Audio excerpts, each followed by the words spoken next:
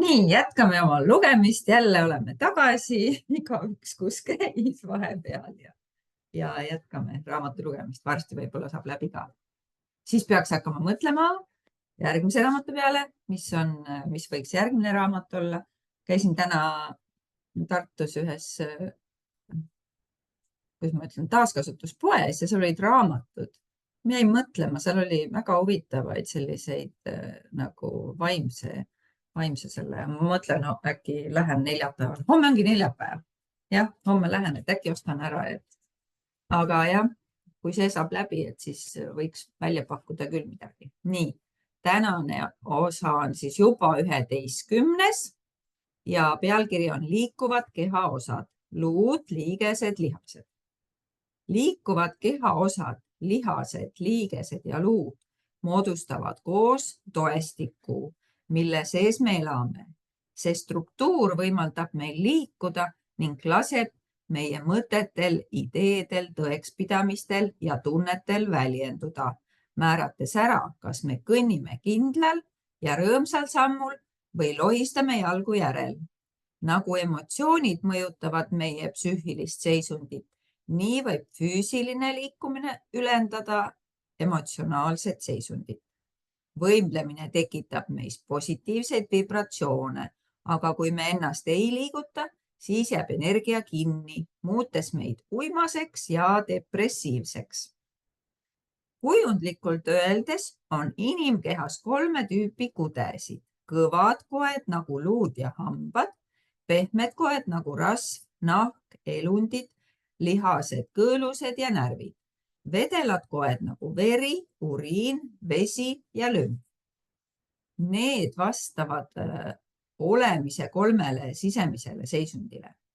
Kõvad koed vastavad meie peamistele tõekspidamistele. Skelett kujutab endast keha toetavat sisemist raamistikku, millel on oluline tähtsus tervisele üldiselt. Niisamuti kui sügavamad tõekspidamised toetavad ja annavad tähenduse elu kõigile aspektidele. Pehmed koed vastutavad meie psüühiliste hoiakutele ja mõttemustritele. Meie mõtted ja kogemused mõjutavad otseselt närvide elundite seisundit, muutudes nähtavaks lihaste, naha ja kogu meie ihu seisundi kaudu. Vedelad koed vastavad emotsioonidele ja tunnetele. Me hakkame vihast keema või tunneme ülevoolavat armastust ning nende tunnete jagamisele oma olemuse kaudu. Nii, luud. Luuüdi varustab meid mineraalainete, soolade ja toitainetega ning toodab eluliselt tähtsat immuunrakke. Väljaspool asuv kõvakude moodustab aga vastupidava raamistiku, millele toetub kogu keha. Luud on energia kõige tihedam vorm inimkehas. Nad on toeks ja annavad jõudu nagu kivid maapinnas. Nad võimaldavad lihastel liikuda ja lihased omakorda aitavad liikuda vedelikel. Me ei saa elada ilma luudeta ja samamoodi ei ole me täielikult elus, kui meil puudub kontakt oma kõige sügavamal asuva psüühilis-vaimse osaga, inspiratsiooni ja siseaega, mis annab elule mõtte. Nagu luud on toeks meie füüsilisele kehale ning annavad elu lihastele ja kehavedelikele, nii saame oma põhiveendumustest pidevalt sisemist jõudu ja tuge, mis väljendub elustiilis, käitumises ja suhetes. Probleemid luudega annavad seetõttu märku konfliktist meie olemuse kõige sügavamates soppides. Nii luumurrud kui meie tõekspidamised muutuvad jäigaks ja piiratuks, peegeldub see liikumises. Luumurd on märk sellest, et oleme liiga paindumatud. Tekkinud on vastuseis vooluga kaasaminekule. Luumurd viitab sügavale lõhele või konfliktile meie olemuse keskmes. Kas sul on tunne, et oled murdunud, lõhestatud või kildudeks purunenud? Kas sa liigud ühes suunas, Sisimas aga tahaksid minna teises suunas. Kas teenid mitut isandat korraga? Kas sa saad toetust, mida vajad? Kas sa ei suuda enam survet taluda? Kas sul on vaja oma tegevus ja selle eesmärk ümber hinnata? Kas sinu sügavaimad tõekspidamised on küsitavaks muutunud? Võta endale aega ja uuri, milline mõju luumurrul on. Mida sa ei saa nüüd selle tõttu teha? Mida see sunnib sind tegema? Kuidas sellest on mingit kasu? Luumurd sunnib meid tavaliselt puhkama ja abi paluma. Need on kaks asja, mida paljud meist kuigi hästi ei oska.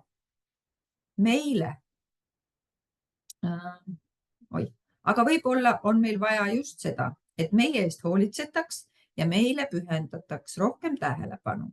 Puhkus annab meile võimaluse vaadata, kui meis on tarvis rohkem jõudu ja paindlikkust. Nii. Osteoporoos. See hormonaalsetest muutustest tingitud seisund põhjustab luumasi vähenemist. Issa ma ei oska enam lugeda. See hormonaalsetest muutustest tingitud seisund põhjustab luumassi vähenemist. Tavaliselt just naistel pärast menopausi, muutes luud hapraks ja kergemini murduvaks. Osteoporoos viitab sellele, et läbi luude voolab vähe elujõudu. Võib olla alistamisest, abituse ja lootusetu tundest. Pärast menopausi võib naine hakata arvama, et tema olemasolu mõte on kadunud ning miski ei anna tõuget leidmaks uut suunda, uut eesmärki.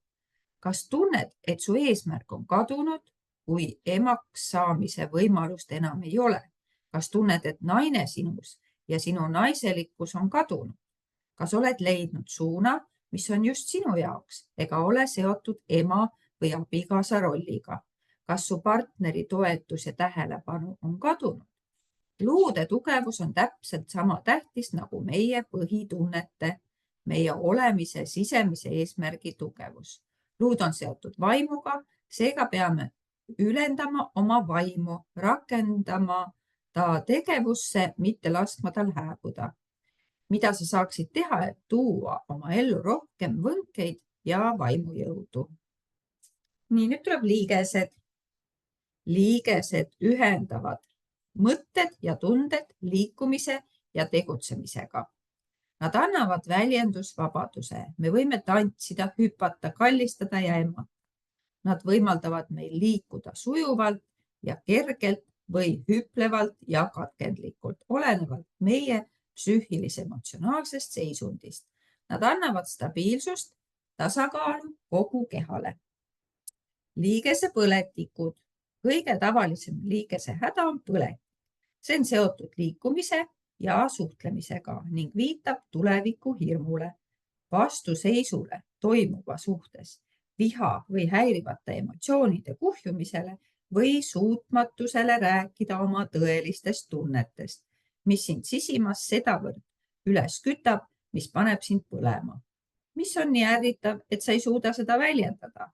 Kui liigesed valutavad või on põletikus, siis on väljendatavad tunded sageli kriitilised, pahased või paindumatud ning meil oleks vaja nende tunnete põhjusest lahti lasta. Mida on vaja liigeste lõdvestamiseks? Rohkem andeks anda, heaks kiita, ennast armastada. Liigeste jäikus. Kui liigesed muutuvad jäigaks ega liigu enam, siis küsi, millega seoses on su mõtted muutunud jäigaks ja paindumatuks, kriitiliseks ja negatiivseks. Jäigad liigesed on kasutud. Nad kaotavad oma mõtte, milleks on liikumisvabadus. Kaob side mõtte ja tunde ning selle väljenduse vahel. Liigeste jäikus viitab sellele, et me ei väljenda oma sisimaid tundeid. Meil puudub vabadus, me hoiame kinni vanadest olemisvormidest.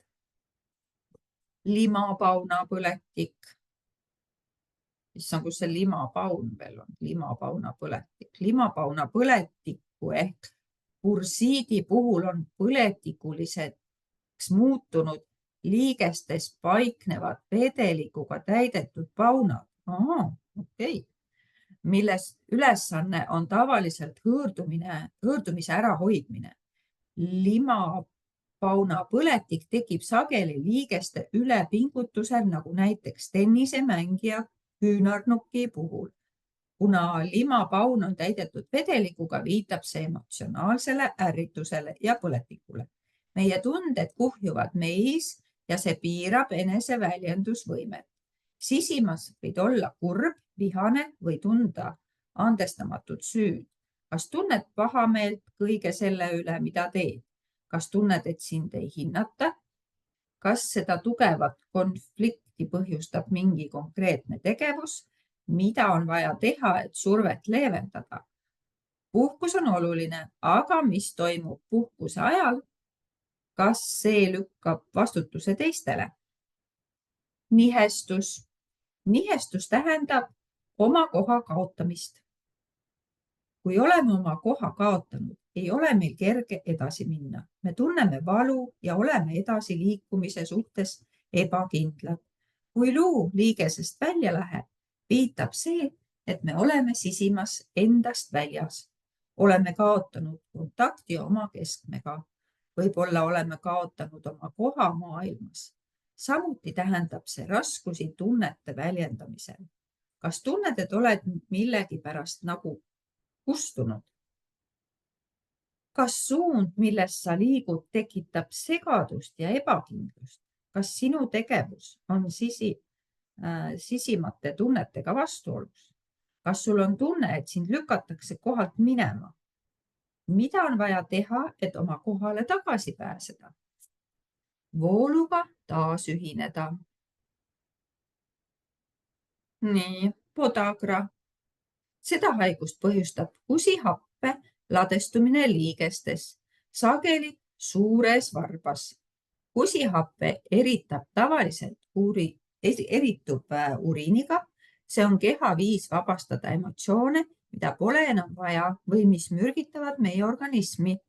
Kui me neid vanu emotsioone ei vabasta, jäävad need paigale, hakkavad tihkestuma ja kristalliseeruma, põhjustades jäikust ja paindumatust. Podagra väljendab kinnijäämist.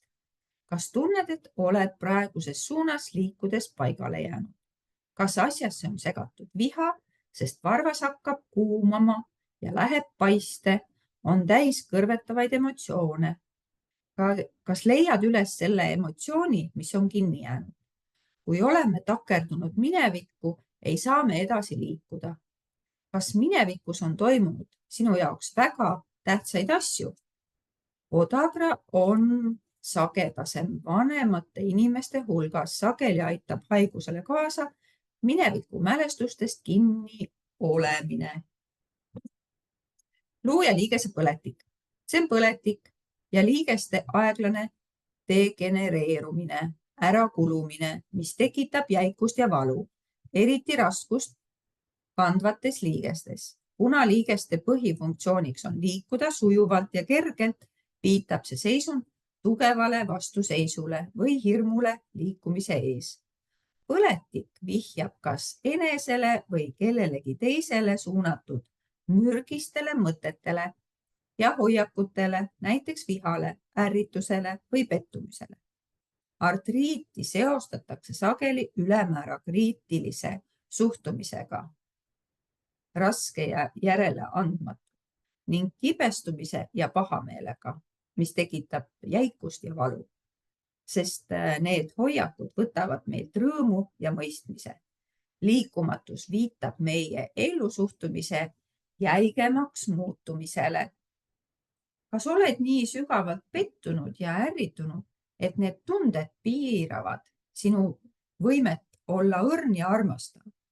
Kas sulle ei meeldi spontaansus ja kas sul on raske lõõgastuda? Kas sul on raske midagi vastu võtta? Artriit toob esile kontrolliga seotud probleemid, kuna väehaaval kaotame kontrolli oma liigeste üle. Kas sul on raske olla domineerimata ja tähelepanu nõudmata või tunned, et keegi või miski kontrollib sind ja see tekitab viha ning pahameelt? Mis sind niimoodi kulutab? Mida sa võiksid teha, et seda pinevust oma elus vähendada? Nii, reumatoid artriit. See on autoimmuunne haigus, kus meie enda immuunsüsteem kahjustab liigeste kelmeid. Kuna veres on abnormne reumatoidne faktor, liigutused on äärmiselt piiratud ning liigesed muutuvad jäigaks ja valulikuks.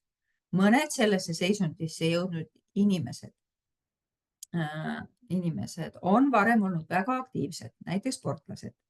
Võib-olla varjas see üliaktiivsus sisemist jäikust ning kalduvust olla ülemäära distsiplineeritud ja enda suhtes kriitiline. Võib esineda kalduvus anda alati teistele, mitte iseendale ja see tekitab allasurutud viha. Viha otsib väljendust, sportlased võivad suunata viha sporti, kuid see ei pruugi viha põhjuseks olevat probleemi lahendada. Kui nad spordist loobuvad, pole neid tundeid kuskile enam panna. Selle haiguse autoimmuunne aspekt viitab ülemäära enesekriitilisele ja hukkamõistvale suhtumisele, mis võib seotud olla madala enesehinnanguga. Kas tunned, et oled takerdunud negatiivsesse ja kritiseerivasse ellusuhtumisse? Kas oled kellegi või millegi pärast pahane või kibestunud? Kas hävitad iseennast või kas sa ei suuda ennast läbi suruda ning tegutseda nii, nagu tegelikult tahaksid, sest tunned takistust? Kas hävitad iseennast süü ja häbitundega? Kas sul on kalduvus oma jalgealust kriitika ja eneseaustuse puudumisega õõnestada? Oma olukorra tõttu on artriiti põdeval inimesel käed sageli kõvasti rusikasse surutud. Kas rusikas vihjab sinu soovile kellegi või millegi pihta virutada?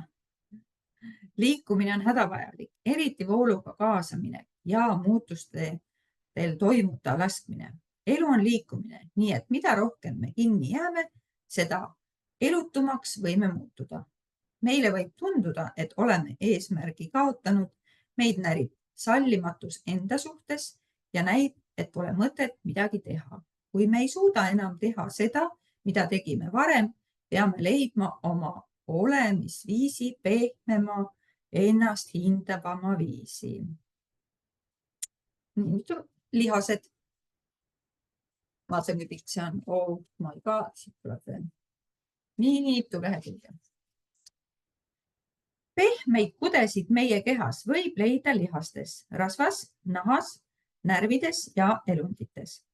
Kui kõvad koed luudes on tihedalt seotud meie põhiliste tõekspidamistega, siis pehmed koed peegeldavad neid tõekspidamisi vaimses tegevuses ja mõttemustrites. Me muutume niisugusteks, nagu on meie mõtted. Sellest, millised me oleme, on näha, kuidas mõtleme. Pehmetest kudedest võib leida mineviku mälestusi, konflikte, kogemusi, tundeid. Närvid ulatuvad keha iga rakuni, andes edasi keemilisi impulsse meie hoiakutest ja kogemustest, eelarvamusi, allasurutud ärevust, hirmu, süütunnet, eneseväärikuse ja eneseaustuse erinevaid tasandeid, rõõmu, võnkeid. Kõik need peegelduvad elundite ja lihaste seisundis. Kui me muutume sisemiselt, siis peegeldub see meie pehmetes kudedes. Kas lihaste pinguloleku või lõtkumise, kaalus juurde või mittevõtmise, rasva ladestamise, närvihaiguste, nahaärrituste või elundite talitluse halvelmise kaudu. Lihased koos luudega võimaldavad meil liikuda, ergutades samal ajal vereringet, seedimist, hingamist ning tekitades soojust. Nad võtavad vastu pingeid ja tundeid ning reageerivad nendele. Kui nad ei lõdvestu stressi järel piisavalt, siis pinged kuhjuvad ning kahjustused on sügavamad ja kauakestvamad. Lihastes peegelduvad mineviku kogemused, traumad ja konfliktid, mis on kujundanud meie praeguse käitumise. Näiteks tardunud viha, hirm ja lein loovad teatud liiki kaitsekilbi kehale, mis edaspidi blokeerib tundeid ja hoiab need tagasi, fikseerides lihased kindlasse asendisse. Kui keha on juba sel moel kahjustatud, süvendab füüsiline asend psüühilisi hoiakuid veelgi. Võid ise järele proovida, pingutades lihaseid keha mingis osas ja jälgides, kuidas sinu tunded lihaste pingutamise tagajärjel muutuvad. Kui nii kestab pikka aega, harjuvad lihased selle peale sunnitud piiratud asendiga. Sellega läheb depressioon või hirm üle füüsilisse struktuuri, mis omakorda aitab säilitada vaimset hoiakut. Muutuse esilekutsumiseks peame tegema mõlema poolega tööd, laskma vabaks nii füüsilise struktuuri kui ka psüühilise skeemi. Kramp tuleb nüüd. Krambiga on tegu, kui lihas tõmbub pingesse ja tekib spasm. See viitab psühholoogilisele krambile või kinnihoidmisele. Võib-olla hoiad sa tagasi ängistust, hirmu või sisemist valu. Miski sunnib sind kõvasti kinni hoidma. Kas kardad, mis juhtub, kui sa lahti lased? On sul hirm edasiliikumise ja tuleviku ees? Võib-olla tahad selle eest tagasi tõmbuda? Võib-olla muretsed oma tegevuse pärast? Otsi oma kehas üles koht, mis näib pinges või krambis olevat ja hinga sellesse, et survet vähendada. Millest sul tegelikult on vaja lahti lasta? Mu suu kuivab täie, pean vett võtma.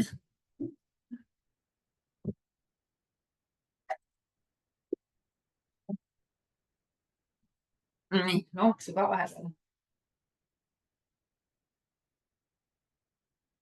Issand kui hea. Song tuleb nüüd. Songaks nimetatakse lihasseina nõrgenemist, mille tõttu elund või raskude saab oma kohalt nihkuda. Nüüd tuleb üks naljakas sõna. Hiatus hernias on vist song siis. Tekib, kui osa sisikonnast jääb kinni vahelihasest kõrgemal lamelihas, mis eraldab rindkeret kõhust. Seda võib põhjustada pingutus või vigastus. Inguinaalhernias tekib kubemes. See on üks levinumaid songasid ja esineb sagedamini meestel. Osa soolikaid tungib läbi kõhulihase lõhe välja ja moodustub kotike. Seda võib põhjustada suurte raskuste tõstmine või pingutus, samuti ülitugev köha. Song viitab psüühilise emotsionaalse energia nõrgenemisele või hävimisele, mis toimub, kui püüame sageli korraga liiga paljude asjade toime tulla ja vajume raskuse all kokku või pingutame, et teha kõike hästi ning sunnime ennast minema liiga kaugele. Võib-olla motiveerib meid süütunne või viha või oleme sisemistes hirmudes ja ärevusest sedavõrd nõrgestatud, et meil ei ole enam isiklikku jõuvarusid. See on seotud ülemäära närviliste mõtete ja mentaalsete hirmuseisunditega. Selle tõttu valguvad soolikad üle ääre. Me kaotame psüühilise kontrolli, jõu ja julguse. Song võib viidata sisemisele soovile plahvatada, mille oleme maha surunud. See asetab lihasele liigse koormuse ning lihas plahvatab sissepoole, mitte väljapoole. Kas sa pead ennast mingil moel ohjeldama või oled vastu kellegi teise kontrollile? Song võib viidata ka sellele, et sa tõukad mingit osa endast eemale. Mis osa see on? Mida sa pead tegema, et see osa endast tagasi võtta? Mõnedel poisslastel on kaasasündinud song munandite alla laskumise tõttu. Probleem, mis sageli laheneb lapsepõlves. Kui see hiljem kordub, siis uuri, kas pole lapsepõlvest pärit probleemid taas esile kerkinud või mingi elumuutus tekitanud hirmu ja ebakindlust. Vaat nii, aga ma pean pooleli jätma, sest mu aeg on täis. Ja ma pean kinni panema video. Järgmise korrani.